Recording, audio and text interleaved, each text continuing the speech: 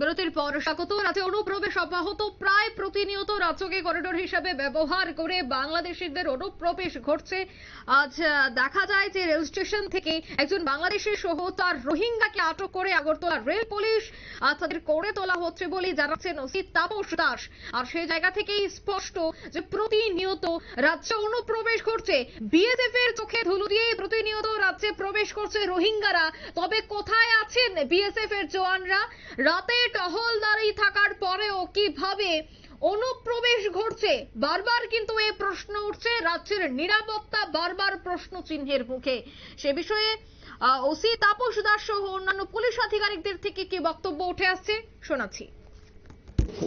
বাংলাদেশে কোন জায়গায় থাকতো এবং তাদের নামটা যদি এর মধ্যে 5 জনের মধ্যে একজন বাংলাদেশি ন্যাশনাল, ওনার নাম শুকুর আলী, উনি কুমিল্লা ডিস্ট্রিক্টের বাংলাদেশের, আর বাকিরা সবাই রোহিঙ্গা কমিউনিটি। তো এর মধ্যে একজনের নাম হলো আমির খান, আমির হাকিম, যিনি গোলাখালী ক্যাম্প নাম্বার 9 যেটা কক্সবাজারে অবস্থিত।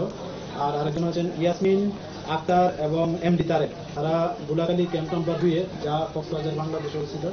এবং আরেকজন হলেন মোহাম্মদ উল্লাহ, উনি ক্যাম্প নাম্বার 11 যেটা কক্সবাজারে অবস্থিত। তো তারা সবাই একত্রিতভাবে ভারতের ভূখণ্ড অবৈধভাবে প্রবেশ করে।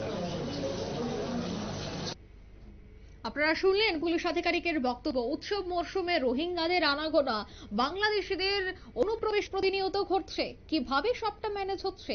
একাধিক প্রশ্ন অবশ্যই উঠতে শুরু করেছে। আবারও প্রশ্ন উঠতে শুরু করেছে রাজ্যের নিরাপত্তা নিয়ে। এখন দেখার বিষয়, যাদেরকে ইতিমধ্যে গ্রেফতার করা হয়েছে বা আটক করা হয়েছে তাদের বিরুদ্ধে কি ধরনের পদক্ষেপ গ্রহণ করা হয় এবং তাদের জিজ্ঞাসাবাদের পর কি বেরিয়ে আসবে আসল মূল মাস্টারমাইন্ডদের নাম, যাদের দৌলতে প্রতিনিয়ত এই ধরনের অনুপ্রবেশ ঘটছে। নিয়ে নিচ্ছে ছোট্ট একটি বিজ্ঞাপন বিরতি, সঙ্গে থাকুন।